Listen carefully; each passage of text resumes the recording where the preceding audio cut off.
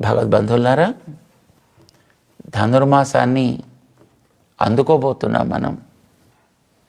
మరొక్క రోజుల్లో 16వ తేదీ నుంచి ధనుర్మాసం ప్రారంభమవుతుంది.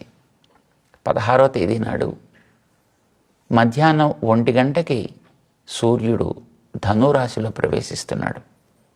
ఆ సమయానికి గోదాదేవికి అభిషేకం చేసుకుని తిరుప్పావై గోదాదేవి పాడిన పాటల్ని క్రమంగా పాడుకుని ఆ తర్వాత గోదాదేవికి నివేదన చేసి అప్పుడు ప్రసాదాన్ని స్వీకరిస్తారు.